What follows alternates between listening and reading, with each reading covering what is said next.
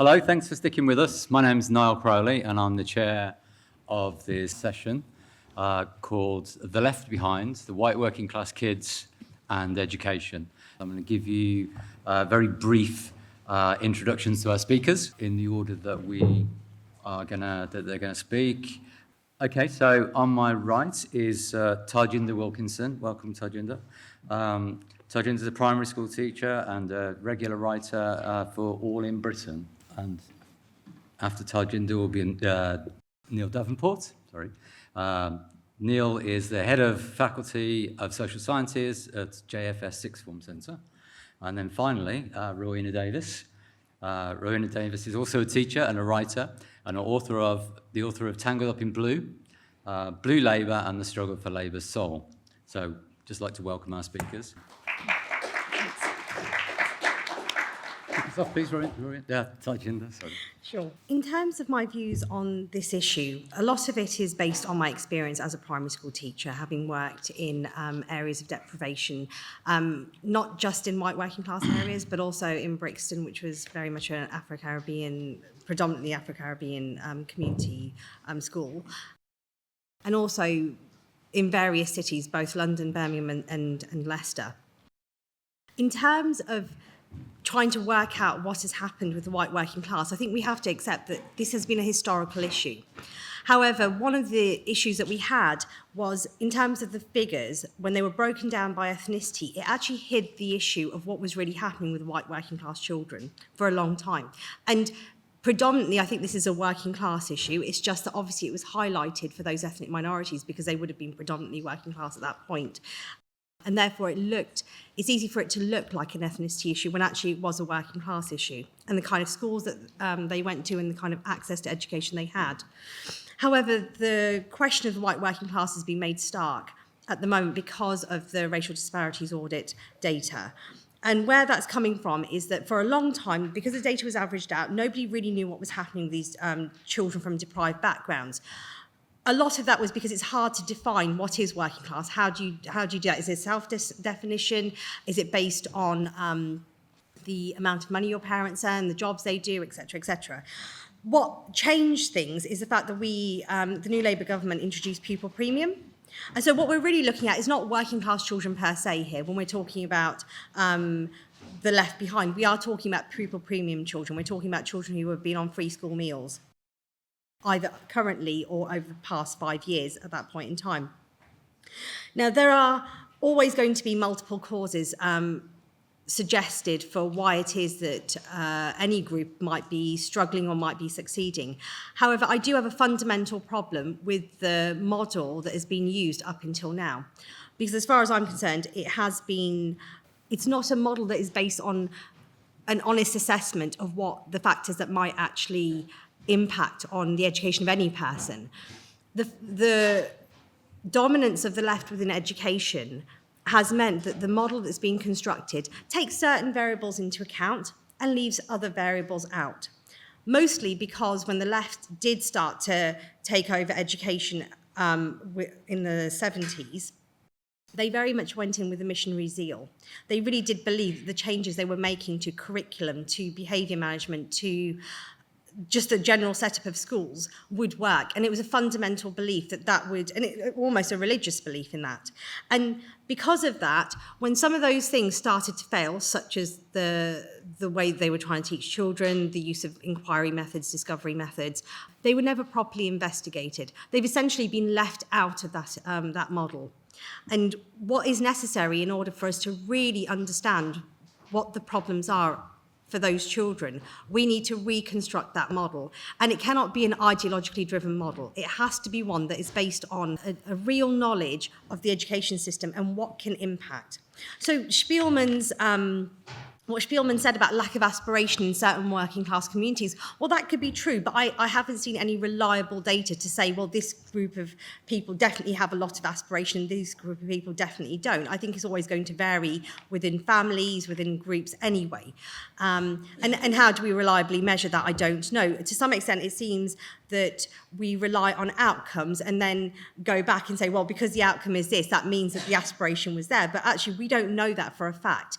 And one of the problems that we have within the education system is there's a lot of givens that are, and assumptions that are made that are not questioned. And that's one of them. Is it lack of aspiration? I don't know. Because even if you have aspiration, if you're sending your child to a school where the curriculum is poor, where behaviour management is poor, where the local education authority does not actually support those schools to improve, but seems to be imposing a more ideologically driven agenda and is refusing to look at the negative impact of some of their own policies, then no amount of aspiration is going to help your child succeed in that situation. What I would say is that for what we do know is that we have the evidence, particularly not just from America, although it was E.D. Hirsch who started to look and investigate these methods, the teaching methods in the US, and found what we now call the Matthew effect.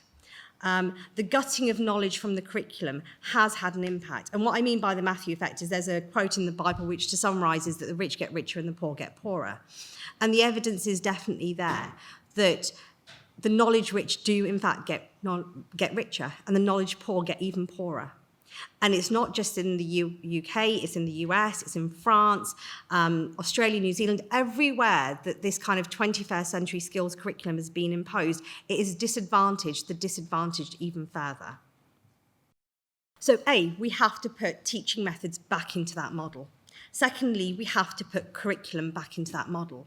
While education academics like to philosophise about who's constructed the knowledge, whether we should be teaching this or that or the other and based on identity, all these things to me are distractions. They are distractions fundamentally. And what they distract from is a fundamental failure of the left to reform the education system in a way that would actually improve the outcomes of the poorest. And let's not forget that that was what they said they were going to do. And that is their single failure as well.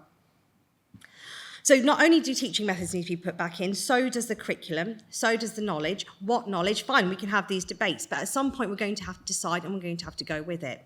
We also have to put back in behaviour management. How are we looking after children? And it's not just about the home, it's about school as well. What is the impact of these liberal ideas on how to discipline children, how to raise them? What is the impact of introducing ideas about self-esteem, some of which have been debunked? This whole notion that you have to improve the self-esteem of children and then they will start to learn. There was never any truth to that idea anyway. So some of these variables we need to take out. We need to take out those ones that we know don't work. We need to reintroduce those ones that do, and then we need to have an honest look at it.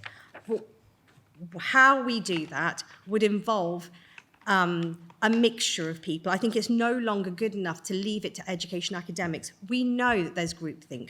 We know that they are not willing to revise their ideas and their beliefs. They will deflect and look at every other variable apart from the ones which they wish to protect. And they do wish to protect those ideas. We're talking about vested interests. We're talking about careers here. And I can understand that. But for those of us who actually do want to improve the education system, we cannot be held back by that. So moving forward to really help improve the education of the white working class, and we need to, like I said, construct models which will help us to see where that variation is coming from. Because the reality is that even within those different ethnic minority groups, even within the working class, some groups do better than others. But I don't want to sit here and say, well, it's definitely aspirations or it's definitely home culture, because we don't know. I think it's important that we acknowledge that we don't know for certain and that we push for the research that we need to be able to help us to actually overturn what is actually a bit of a travesty in terms of the education of the poorest in this country. It is highlighted and is made stark by what's happened to the white working class. But in order to reverse that, we need to know what the problem was in the first place so that we can address those issues in order to move forward. Okay, great start. Thank you. Lots to think about there. Niall, can you give us your thoughts, please? Okay, I tend to agree with a lot of what Tarjinder has said. I think explaining the relative academic underachievement of working class children has, a long history. There's a long history of sociological inquiry. In this sense, it's not a particularly new area of concern, whether it's the impact of poverty on working class homes or a culture of low horizons or cultural deprivation, as it's sometimes referred to. But I think what is new is that white working class children, and particularly boys, are obtaining fewer GCSEs and they are less likely to go to university than children from similar income backgrounds, but with a different ethnicity. And I think this is an area that is entirely new. Now, for some people who I've had this discussion with, they balk at the category of white working class because, it sounds problematic. It sounds like we're viewing this social group in racial terms rather than class terms, because as soon as you say white working class, is there a suggestion that non-whites are therefore not part of the working class. My kind of response to that is that the white working class has broadly been depicted as a race apart, a section in society who apparently hold on to old-fashioned racist and homophobic views. They're a feckless, irresponsible section that eat and drink too much, cannot raise their children properly, and have got sort of backward attitudes. They are perhaps the section in society who's the least welcome in New Britain that was institutionalised some 20 years ago. By contrast, I think the motivation of children from immigrant backgrounds to do well is not difficult to work out. Historically, immigrant parents are highly driven to succeed in a new country, especially if the society has more opportunities than a poorer nation that they've left behind, and that's definitely the case in London. Immigrants' parents have often worked in low-paid jobs with the expectation that their children will prosper educationally and financially. And when children from immigrant parents score particularly high on GCSEs in London, I think that is a success story to celebrate, and that's definitely something to celebrate. Nevertheless, I think it's often ignored that parental ambition for working class children was a common feature of the white working class during the 1950s and the 1960s.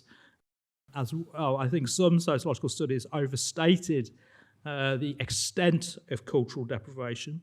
There was a palpable awareness, I think, that the poverty of the pre-war period was fading and new opportunities were opening up from anyone from any social background. I think it's also forgotten that higher education during the 70s and 80s, particularly with the development of open university and polytechnics, was increasingly accessed by students from working class backgrounds. White working class kids who went to grammar school succeeded right to the highest echelons in British society.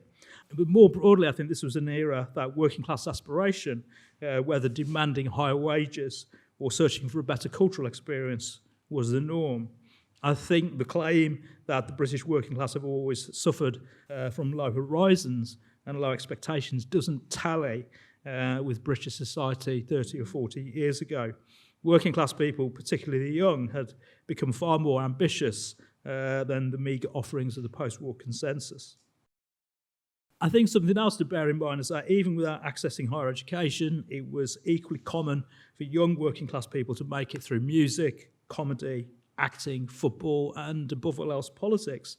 I think the absence of working class personalities and the returning dominance of public school alumni in many areas of public life indicates that there is something more profound here than just a poor set of GCSE results.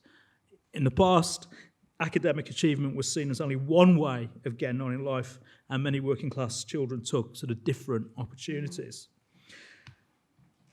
There are a number of differences, I think, between some ethnic minorities and the white working class in the contemporary period.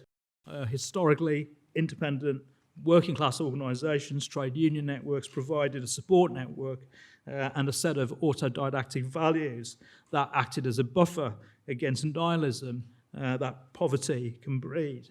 I think that has completely disappeared for the white working class today, but I think by contrast, some ethnic minorities are likely to remain attached to religious institutions and networks that can equip the next generation with values to succeed. And I think, more importantly, the biggest change is how privatised and cut off white working class communities have become. And I think this reinforces a group identity that ends up more cut off from external influences. You don't have that geographical mobility that you had in the past with the white working class. And I think as a consequence of working class family life becoming more privatised, that group identity tends to view education is not for the likes of us.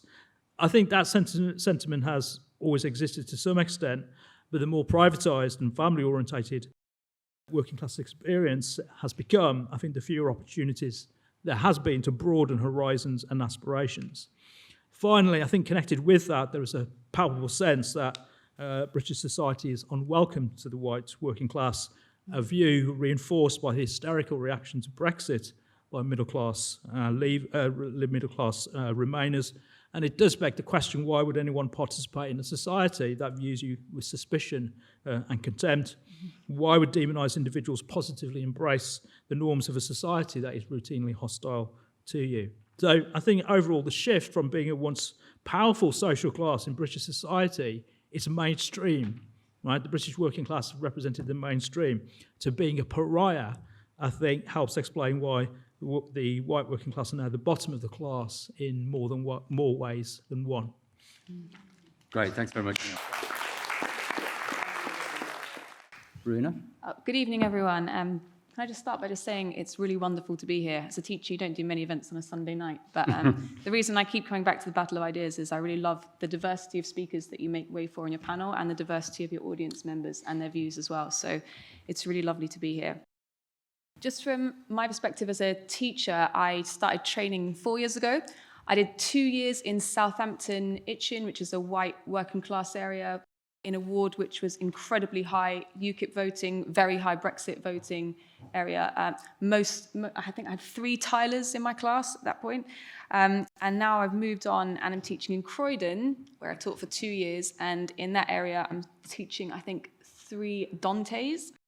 So you can get a sense of the kind of different racial groups that I've been teaching during that time. And although kids have, they have a lot in common. They're kids, they're all struggling with various things and they're all wonderful in their ways. I suppose my experience has taught me 2 things that I would really like to share tonight. One is that to solve educational disadvantage, I do think we need to understand people's cultural identities. It's not the only thing we need to understand, but it definitely is something that we need to understand. And secondly, we need to provide an education system that recognizes that there is a greater diversity of talent out there than what we are training and what we are backing and what we are supporting. And until we do that, we are going to see this divide in our education system and in our society. So let me start with someone who taught me that. I'm going to call him Ryan.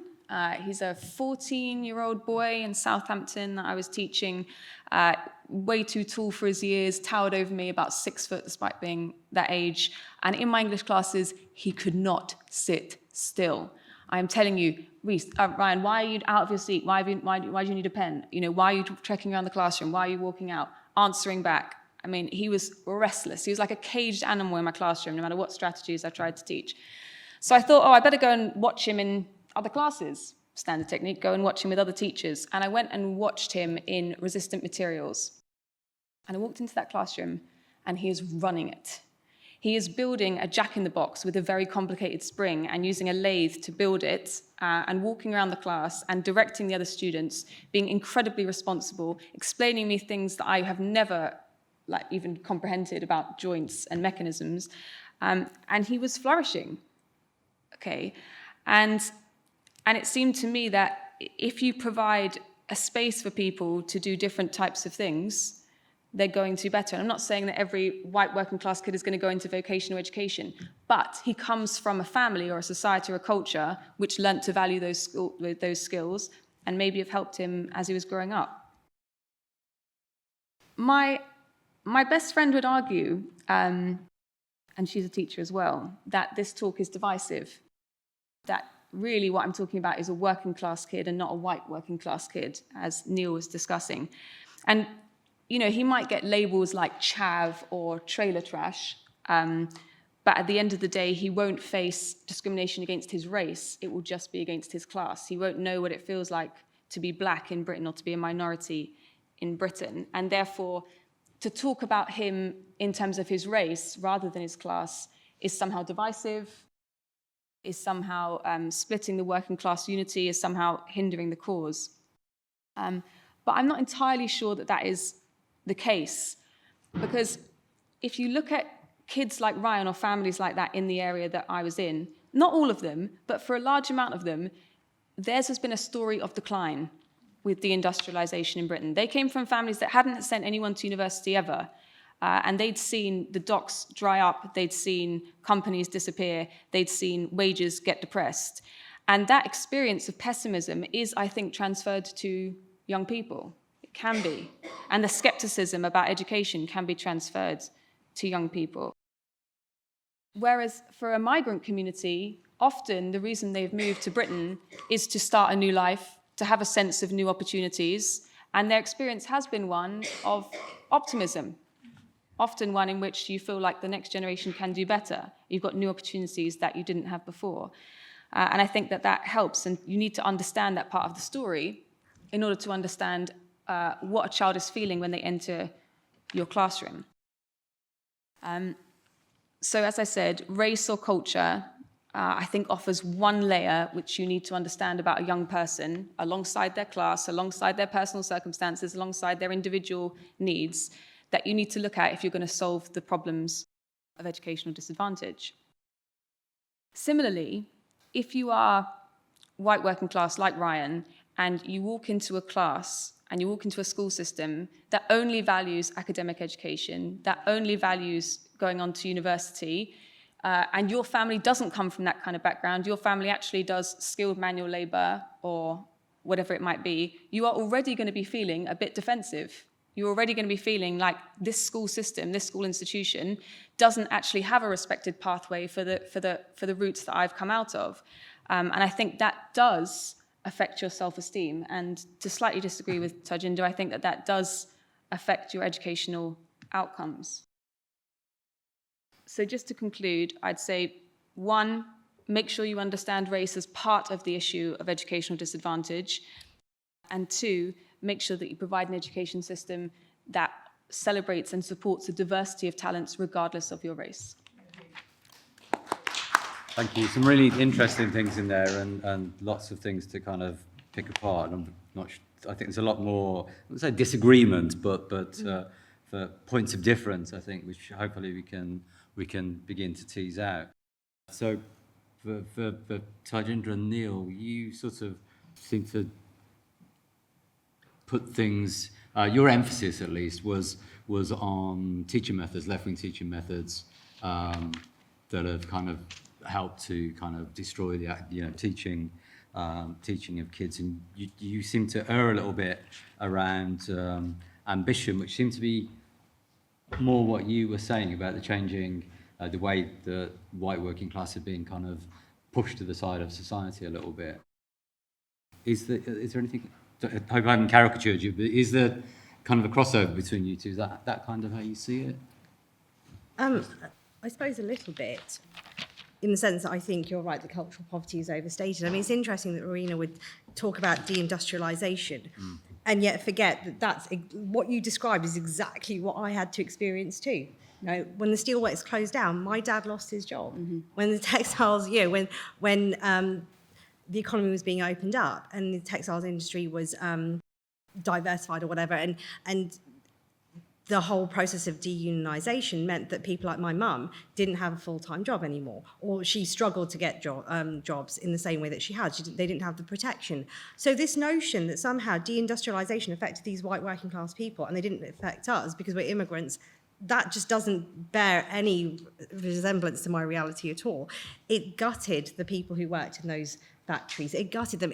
And I agree there was a cultural impact. I agree that there was a real sense of grief and a real sense of loss, but that loss was also experienced by someone like my dad, who thought that he was going to be a steelworker for his whole life. He was also integrated within that culture, and all of that seems to have just been lost or disappeared or just never researched, because it's not the received wisdom within education. The received wisdom, to some extent, is what you're saying, self-esteem issues, only values academic education. Okay, but here's the thing. When the left took over teacher training, when they started instigating these new methods, when they introduced these ideas of self-esteem being more important, and this was all instituted by people who definitely were on the left and believed in this way of looking at things, what was their evidence for that?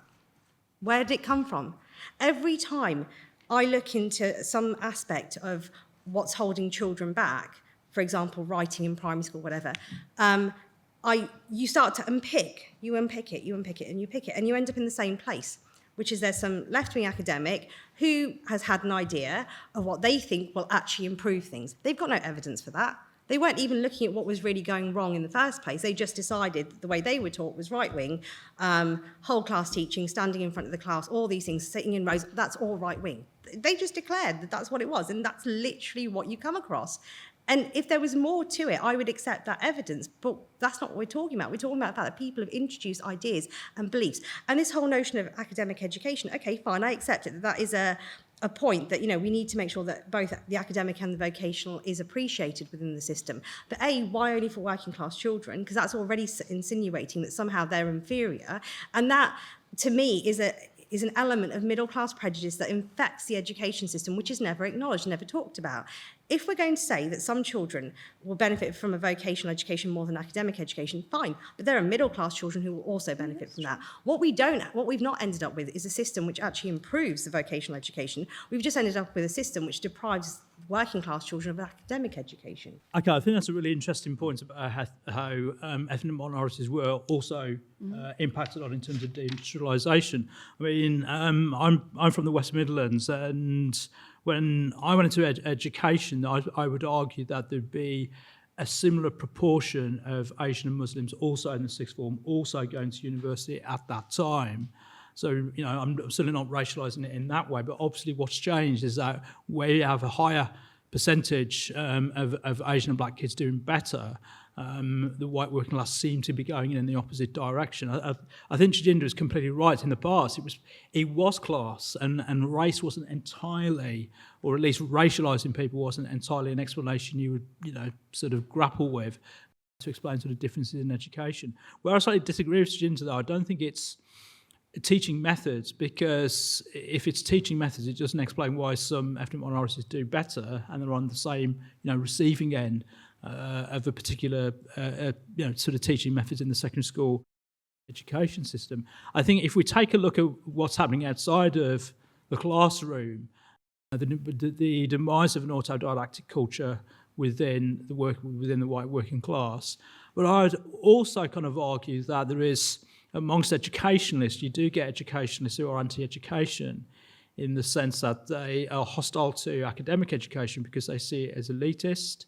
There isn't a sense that you had a very sort of confident ruling elite culture that would attempt to bring society on side in terms of the articulation of a higher cultural form. And with working class communities in the past, even if they didn't go to university, they would pick up on that, and there'd be an expectations of what, sort of a good academic ideas are about, and that would influence them in quite an aspirational way. So I think that's also been lost as well. A discussion around educational content has to be based on what people already experience, rather than taking them outside of their experience. The complete sort of demise of a high culture of being a standard culture in British society, I think, has also had a negative impact on the white working class, where some minorities are shielded from that because of cultural attachments around specific religious values. I think have acted as a shield against the more degraded tendencies that have happened in British society. Right, thanks.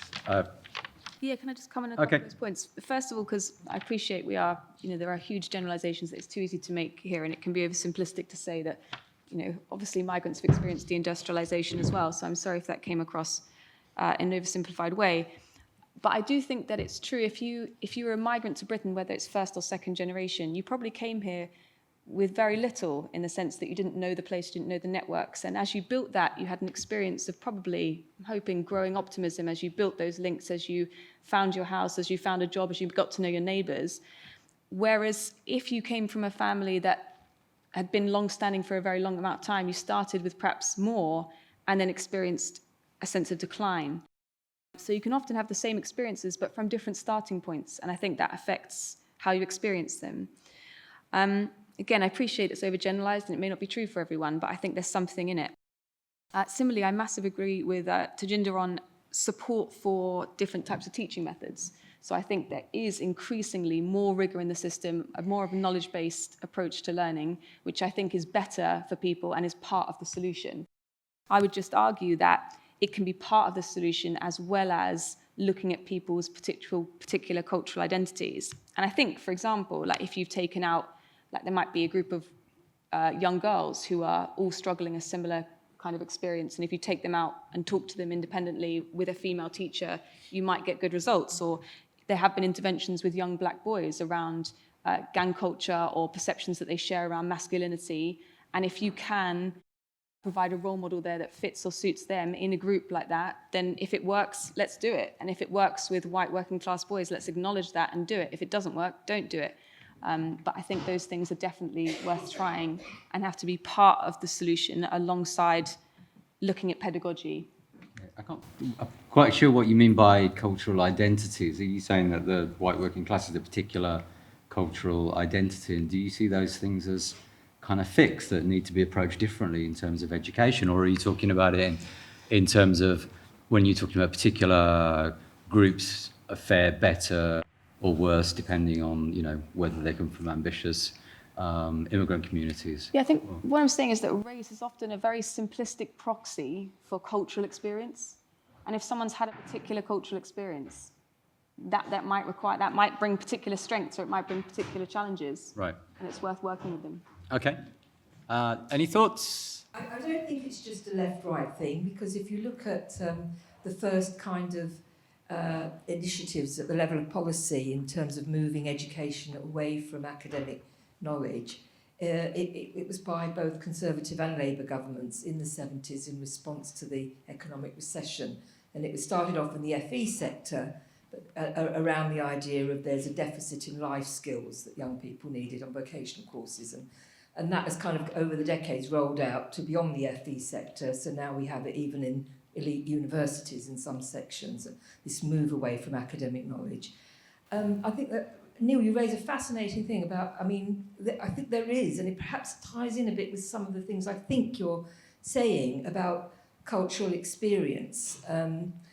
I'm very much a pro-knowledge person, but I do think there is something more to it than that, because if you're looking at, Sayla Benabib is very interesting. She uses the ideas of Hannah Arendt to talk about that idea of belonging to a nation, belonging to a culture, beyond just formal rights of citizenship, beyond just criteria of geographical birth, but to do with whether or not, to the extent to which you see your life, your ideas, your values represented in the culture around you. So in the 70s, when we had a big concern about women doing less well than boys, you had strategic interventions at the level of education policy to raise the level. And it worked. Women now do very well. Interestingly, the major areas of improvement there were not in the state sector. The state sector was going all about, a lot of the state sector was about the more softer therapeutic ideas of trying to change the curriculum to benefit women. But the real successes were happening in the private sector, where they got more really top-notch physics teachers to go in, and they were doing better. So that is a knowledge support, that supports a knowledge argument. But then you look at white working class cultures today, and I taught in Lowestoft actually, where you are, and I remember teaching this young boy English, and he wrote this essay about his granddad, who was a fighter in the war. And the pride and the engagement with which he talked to me about this bit of writing. He'd never done anything like that before. And I told him about Biggles. And immediately you can perhaps begin to see some of the problems here. In the education system, if you want to try and talk about the Second World War or let children know about books like Biggles, you're immediately going to be confronted by a whole load of contemporary ideas and worries and anxieties about being racist, about being imperialist, and things that to white working class culture might, they might feel quite strongly about those things, not because they're racist, but because they have a personal meaning for them. So I do think there is a kind of cultural squeezing out in the way you were describing as well. Thank you. Hello. I suppose the question that I'd like to ask at this stage, now that the country's potentially leaving the EU and we have to forge our way in the big wide world, is do we really understand what we're doing with education and the fact that we have people's lives that we're shaping for the future? Should education not be about teaching our young people about preparing for life? Should it not be focusing from a very early age on understanding communication, understanding the importance of measurement, understanding cooperation, working together, problem solving, and linking that in a real sense to the maths and English and the, the 3 R's and the traditional form of education that we are all well aware of. It seems to me that we're not preparing our children now for the future that they will face, where they have to compete in a global environment, where we're already seeing the use of technology, we're seeing the advances in AI, we've got cars that are going to be able to drive themselves. So we need to be helping them to understand how are they going to be fitting into this new world, right? Okay. Do we actually look outside of Britain to see what other countries are doing to prepare their youth for their future? Okay. What are your thoughts on this? Great. Thank you. There's a great book by someone called Jonathan Rose. I think it's called The Intellectual Life of the British Working Classes. It talks about 19th century working class people educating themselves, mainly reading a lot and talking about what they'd read, motivated by grim conditions of their lives, wanting to improve those lives. But there was also a political idea that was attached to it that motivated it and sort of gave it direction and form. At that time it was communism, socialism really. So they set up reading groups and schools, and this frightened the authorities, ended up leading to state schools being established to stop young people learning the wrong things. Neil mentioned this in a previous session. That's disappeared altogether now. But is the problem really here that we have a lack of a sort of great political idea to motivate people, not just the working classes, but all of us? I've been rereading Paul Willis's 1977 classic, Learning to Labour, How Working Class Kids Get Working Class Jobs, recently. And in case you don't know it, fascinating read. He's a sociologist researcher, works in a school, inner city school in Birmingham, based on a council estate.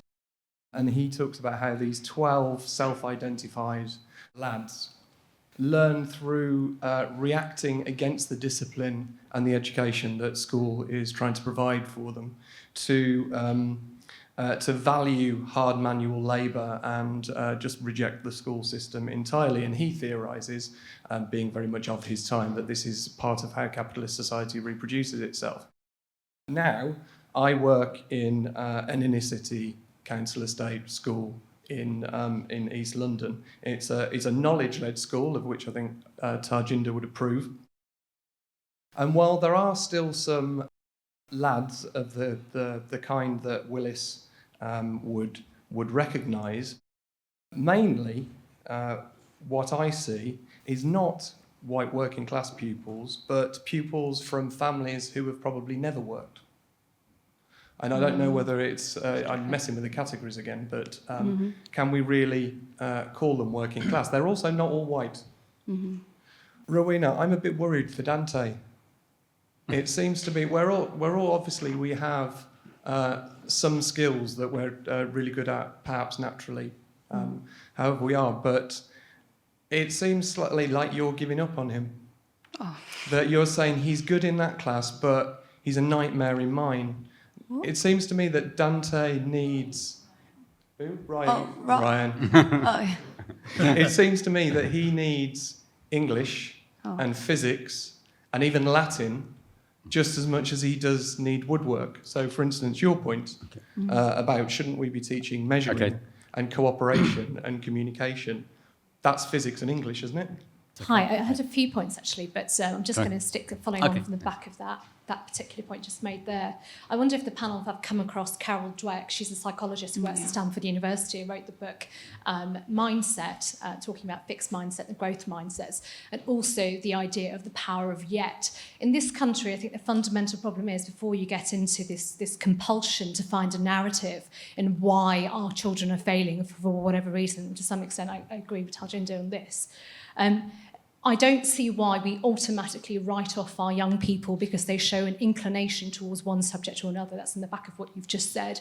And it's a frustrating thing for me. I'm privately educated, but it was the case in private schools as well as state schools. The assumption is if you don't get something immediately, that means you're not good at that. And we have a real problem with this in this country. We need to move towards an acceptance that people learn at differing rates. And for that reason, it's really, really important that we don't write people off, and also to underline the fundamentals of education, which I don't think it matters what your background is or what your story is. I think all of that is irrelevant and it's noise. I completely agree with that point.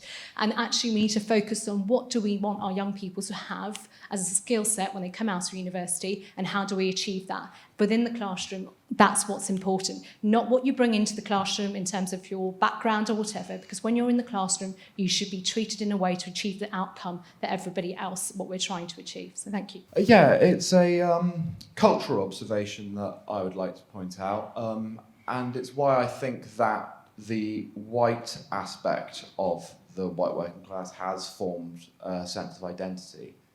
And I think it's that with the growing movement to recognise the unique struggles that ethnic minorities face, there is a lack of the experience of a lot of white working class people being discussed in the broader social narrative. I think that leads to a feeling of alienation where they don't really feel like there's people advocating specifically for them in the public sphere. Okay, great, thank you. Can I come back first now? Do you want to come back? Yeah, I feel like I really need to take this question about Ryan. I'm really glad you've asked it, because it's an opportunity to clarify. When I was watching him in Resistant Materials, what I was trying to convey was how sophisticated his knowledge was, how fantastic his skill base was. This wasn't just doing something with your hands. His engagement and communication with the other students in the room, his leadership of the other students in the room, the problem-solving skills that you were talking about, the academic, mathematical knowledge that he would have needed to have to make this work was far more superior than mine in that moment. And so when I'm saying there should be a strong alternative vocational path, I'm not saying that it should be in any way not connected to academia. It should be connected to academia. It should just be taught in a way that is more practical and applied, perhaps, than the way that we currently do our math systems. I think Germany is a fantastic example of this. Yeah, they have amazing vocational education. It's very respected. It's incredibly skilled. It requires a lot of talent to be able to do it. I think we need an option like that that's open to anyone, as you were saying, regardless of your class, regardless of your background. I'm sure there are many people who are struggling, perhaps from middle-class backgrounds, who are thinking, well, actually, I would really like to go into carpentry, but I'm not sure what perception that's going to give of me, right? So it would benefit everyone to have these options available. I do, however, think that it might particularly benefit white working-class people, because if your family come from that tradition, if they do, then walking into a school that values and respects that tradition and offers that as a pathway is helpful regardless of whether you choose it or not, because it's saying your background is respected and acknowledged and carried through and is an option for everyone regardless of their class, rather than in my school at the moment, or any school now, which I feel does offer and push people into a one-size-fits-all model. There's a lot more that I could say, but I would just end, so with your point about, I think this really links to the kind of economy that we have, because when I talk about this, I'm not just talking about it for our children and their needs and their desires, but also for our economy and our society, which will require, I think, a much healthier mix of vocational skills and academic qualifications than is currently available to make us more flexible and resilient in the face of an economy which is really rapidly changing. Neil? On this first question about should education concentrate more on practicalities and preparing next generation for a sort of post-EU world, I think we need less of that. I think there's way too much emphasis on education, on practicalities, on attempting to teach social cohesion, and not enough on more sort of academic education, which would bring kids out of their own sort of narrow experiences. I know a number of people who went to grammar schools from very working class backgrounds, and they said, well, grammar school saved my life because it opened up a whole range of new experiences and academic horizons which they wouldn't have experienced previously. In terms of Jonathan Rose, I think the interesting thing about his conclusion in the history of white working class intellectualism, for him by 1945 it was all over in terms of that autodidactic tradition, and that kind of got me thinking in terms of how far things have changed regarding the self-agency, if you like, of the white working class. On Paul Willis, I think the interesting thing with Paul Willis is that the so-called lads, once they got jobs, they went back to the school and they kind of mocked the teachers by saying, we're actually earning more money than you are. And the reason why they didn't take education seriously is that they didn't buy into meritocracy, or they didn't buy into the fact that passing exams would necessarily get them on in the world. And I think that's something that I mentioned originally, that it's not just about GCSE results, it's the lack of agency or ambition, not just in education, but perhaps elsewhere, in terms of how white working class people made themselves felt in society. Also kind of related to that, Pierre, just thinking of Pierre Bourdieu, when he talks about habitus, the idea of working class people's life world and how they make sense of things. And I think that's how I would approach this, because I think one of the big things that's changed is that the habitus of the white working class is becoming narrower and narrower and far more privatised. Because by comparison, if you think of places like Manchester or Newcastle, where the white working class would be open to other influences in other social classes, it would open their eyes up to different ambitions and different aspirations. And I think the woman over there who talked about the lack of narrative regarding citizenship and a sense of belonging, I think I definitely agree with that regarding what's changed. And how that's informed a lack of agency and a lack of sense of being a citizen in society. And instead what you've got is a resignation and a passivity that was not a feature of the white working class previously. Yeah, I mean, in terms of what you said about the softer skills, that is a 21st century skills agenda. And there was a 20th century skills agenda as well. And they both have resulted in precisely the phenomenon that I was talking about, the Matthew effect. All that happens when we moved away from knowledge towards the skills is that we disadvantage the disadvantage even further. It's not to say there's no place for those skills. It's just that, as Jason was pointing out, you can learn those through being taught the subjects anyway. It's not like it's separate to that. Obviously, we teach activities. Obviously, we teach these different, if you're talking about cooperation, for example, of course you're teaching that in PE all the time. The idea that you can focus on that and not focus on the specifics of what they're being taught is something that keeps going round. But we do have the evidence against that. So for me, it's not a way forward. For me, that's just repeating past mistakes. If we want to move forward, we need to look at how, in terms of how children learn, well, we know a lot more about cognitive load.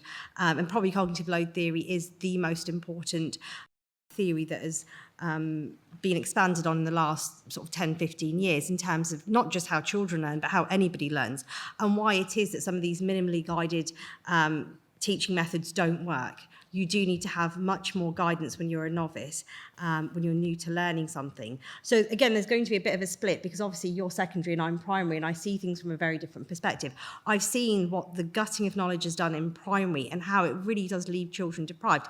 It doesn't help them to learn better. It just deprives them of the things they need to be able to build that solid foundation. In terms of the whole research into 24 lads, to me, that's just kind of the typical kind of education research. And what do we extrapolate from that? Well, what can you extrapolate from 24 people, really? And what should you, and should we? But that has been the experience that, if we look at education research, this is the kind of thing that we've had to base it on. And what we need is better research moving forward in terms of these different variables. Last of all, what I would say is, okay, Rowenna, so you're saying that because these children are from a more working class background, all the rest of it, maybe they need to have something slightly different. But I come from an agricultural background. Now, can not just you, but anyone genuinely say to me now, having succeeded in the education system, that I needed that agricultural background to be represented somehow, or I should have been pushed towards I don't know, whatever it was, the content of what I was learning, or the way that I was learning, or teaching methods that would have reflected the agricultural background of my family? Because if the answer is no, then the answer has to be no for those working class children too, because that's not a valid argument in my eyes. We don't say that about any other group of people with any other kind of background.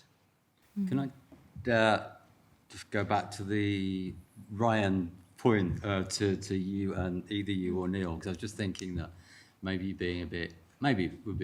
being a bit unfair on Rowenna, maybe not. Imagine if if you're a teacher and you see that a lad like that who's, say, failing in maths, I mean, I was a failure at maths, I just didn't get it, and you see a spark and you see he's got the ability and those skills, but you find a different way to actually draw out those skills and so not necessarily taking down the vocational path, but to see the flexibility as a teacher to actually find a way into someone who, you know, is unused to academia. Because, you know, is it the case that, you know, middle class kids are brought up around books and ambition and told that they're going to university and everything like that? I never knew anyone who went to a university ever. I never met anyone until I was like in my 20s. So, and I'm not going down the route of saying, you know, what's appropriate for me, because I was, you know, comprehensive schools when I was at school, you know, they wanted working class kids to go into factories. That's what it was, and they all closed in the 80s, so we all ended up here. So, does that make any sense to you? Is that about the way you teach, is it? I do think home background is quite important, and there are a number of studies, if we sort of flip this round, whereby middle class kids from ethnic backgrounds still do not do as well as middle class whites, as an example. And the argument is that middle class whites have got a long history of expectation regarding where they're going to be, and that confidence to see that through. I mean, I teach at quite a middle class state faith school, and I kind of see that they've grown up around people who, you know, their older brothers and sisters, you know, gone to Oxford and Cambridge, and there's just that automatic expectation that this is where we're going to. I mean, obviously they work to get there, but they've got that confidence to actually sort of see that through. I think with poorer kids who don't experience that change or don't experience that success, it actually becomes harder to conceptualise. And that's always been the case. That's always been the case to a certain extent, particularly very poorer sections of the white working class. Conceptualising change, you know, it's just not there because they don't experience that. But I think the biggest thing that's changed is that sense of fatalism is actually become a lot more entrenched and a lot more widespread amongst the white working class than it used to. And it is related to things like not having a connection with the society that they're in, not made to feel part of the society that they're in. They're often kind of blamed for all kinds of social problems, and they are often spoken about as this dreadful throwback, the dreadful throwback of another time in British history that we'd rather sort of move on for. And most of the arguments around arguments against Brexit is this idea that we're going to unleash the bad old days of 1970s Britain, and with it, this oafish white working class racism is going to re-emerge. If you're a white working class individual and you realise you're being talked about in that way, it's not going to give you, you know, great confidence in being aspirational or having any sense that you can make your way in that particular world. So I think that's where I think family background of expectations, middle class kids have got that. It doesn't mean to say they're automatically going to do well, but they just know what's expected of them.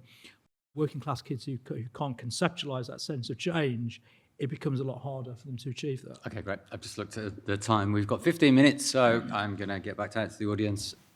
I just want to say I'm really supportive of what Rowenna is saying. I think that we have got a very narrowly academic system compared to, for example, Poland. I lived in Poland for many years, and I think the same thing in Germany. I think it would be great if we had more vocational training. It doesn't matter who it's for, but just available for who wanted it. But the main point that I wanted to say is that with the white working class kids, there is a particular issue with boys doing particularly badly, and maybe that does point in the direction of why it's white kids who are being more affected than some ethnic minorities. And I'm wondering whether this has to do with family breakdown and single parenthood, because boys are they are more aversely affected by the absence of a father in the family. They're really quite seriously affected by this, and to the extent that this might affect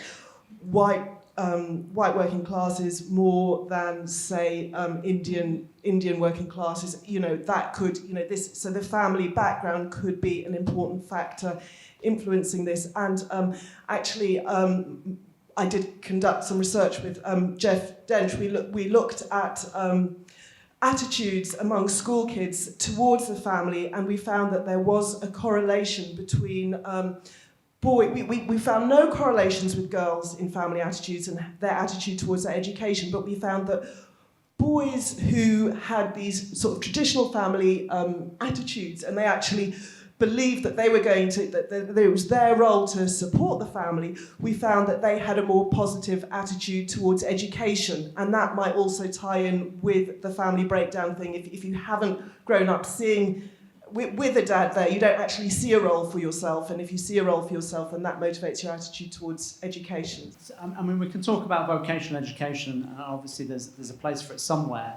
But I think, we have to be careful about when, and I think we have to be careful about how it's approached, because I just felt, Rowenna, in what you were saying about diversity of approaches, it sounded a little bit sort of like, well, this is, we need this approach for you because of your background and this approach for you because of a different background. And maybe I'm caricaturing what you're saying. But I guess my worry is that, class is already very embedded in our education system, whereas I would like to see a universal education being offered, an academic education being offered for everybody, at least, to a certain point.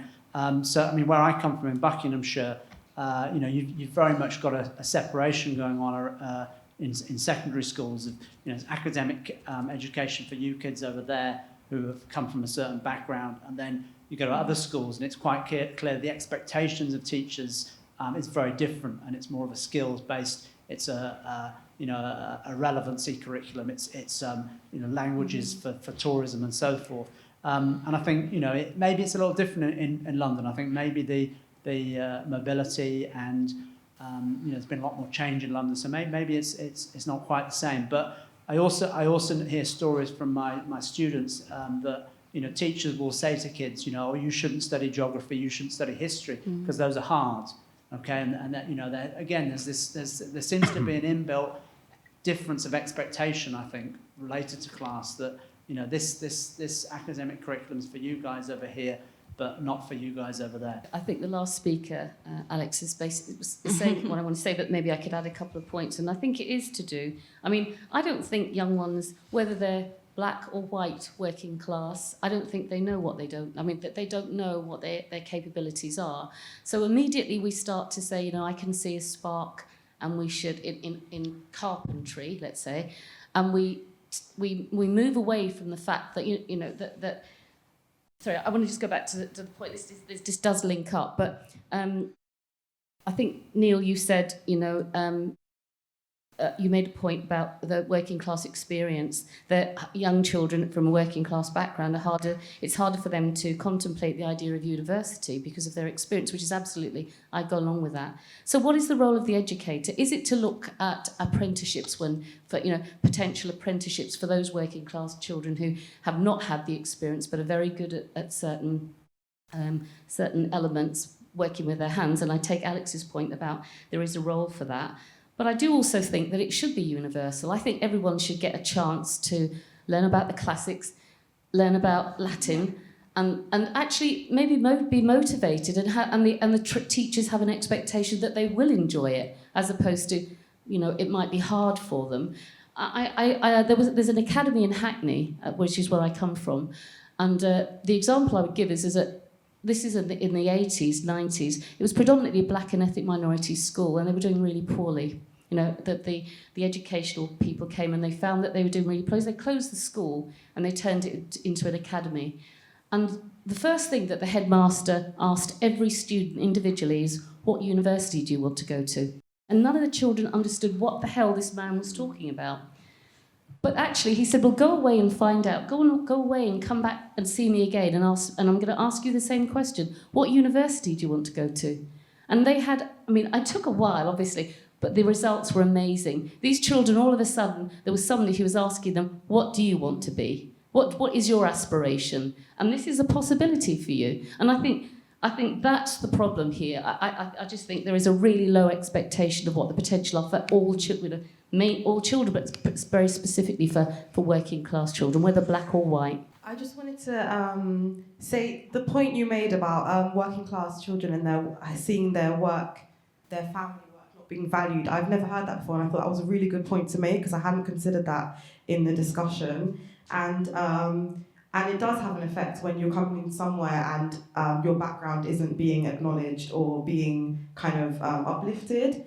But it's also the same for, and I also wanted to add the nuance that some migrants are actually economic migrants, and so they come from educated backgrounds, so their mothers would have gone, and that also has an effect. So you're right when you say that the education of your family does actually affect you, but then I also think that it is to do with your family in the sense that the values they tell you that you should pursue. So in a lot of migrant families, all you hear is you have to work hard, you have to go to uni, it's all I ever heard. If I got a B, I failed my whole family. And it's so and I don't think that's a solution either, because it's so pressurizing and so anxiety inducing. And I agree with what everyone said in the sense that a lot of academia is put up here and vocation is put down here. So what is the solution? Is it just that the fact that the capitalism and the effect it's had on our education system is actually letting down all children? Because the other side of it, being pushed to always get A stars to go here, children have breakdowns. A levels was traumatizing, you know.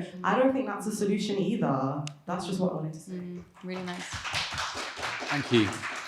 I think there's been quite a lot of discussion about alternative pathways or not, and either whether they should exist or should not exist, and at what age and for which children. As my waistline might indicate, I'm quite a fan of having your cake and eating it. And I wonder whether anybody's considered the possibility that we might want a more diverse curriculum, at least up to 14, possibly 16. And I don't just mean a wider variety of academic subjects, I mean a properly diverse curriculum where there's something for everyone and they all get an experience of all the things they might realise they love when they've tried it. Well, I would definitely agree that there are times when boys are being treated differently. I think certainly if you look at, I've worked in schools in the past where, from a very young age, it's just assumed that boys prefer certain things and they don't always get that same experience of even like learning to write, for example, mark making, and they do fall behind because of the actual practices that are involved. I'd also like to point out there's an ingrained attitude towards that within education that does need to shift, and it's something that, trying here. But it's more than that, I think. I'm not saying there's any variable that has been brought out here that does not affect those children. All I'm saying is that we need to put it into a model that looks at all of them honestly. So there is definitely an element of low aspirations for those children. I've heard it, again, in previous work environments, these children, this area, and that has to go. It does. It is there and it's insidious because it affects then what the curriculum is. It affects the motivation of those people in terms of how they're teaching, that, and who you attract as well to that school to teach those children. It does have an impact on the quality of education that certain groups have, and there's no denying that the white working class have had a rough deal when it comes to education. When some of the initiatives that were being tried in the 70s and 80s failed, what we ended up with was a dumbed down education. We had more initiatives, more initiativitis.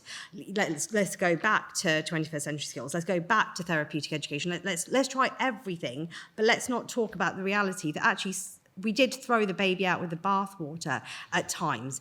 In the 70s and 80s, and it did affect those working class children who stayed in those working class areas more. One of the things that is little investigated, but anecdotally I do know it did happen, is the fact that a lot of Asian families, a lot of Indian families in particular, did actually move from working class areas to more middle class areas during that sort of late 70s, early 90s period. And I do think that it needs to be looked at to see, well, what impact did that have in terms of our differing outcomes? I don't have an answer for that because the research hasn't been done, but that's because the research isn't always focused in the right areas and for the right reasons. And just as one last thing, in terms of cultural, the importance of cultural background, that's fine. But again, there's research, for example, in the US, and Shelby Steele outlines it a lot, in terms of, for example, the role of, in black communities, people assuming that, well, they need to see themselves in the curriculum, they need to see themselves represented. Millions upon millions of dollars have been spent over 40, 50 years, and there is nothing to show for it. I'm not saying there's nothing in these ideas. What I am saying is that those things that we've already tried need to be removed now. We cannot keep doing things just because they sound good, or just because it sounds right, or there's a kind of truthiness to it. If we're going to actually improve the outcome of not just white working class children, but working class children full stop, we need to have, like I said, an honest model which basically takes out those things that we know don't work, and only start to focus on those things that might work, and actually push forward in that direction. We can't keep rehashing the same ideas over and over again. Okay, just quickly on vocational education, I pretty much agree with the contributor over there in terms it does tend to reproduce class inequalities rather than overcome it. You know, kids do get sort of pushed into fairly kind of low-grade vocational courses as it happens. They're not even particularly useful as an apprenticeship.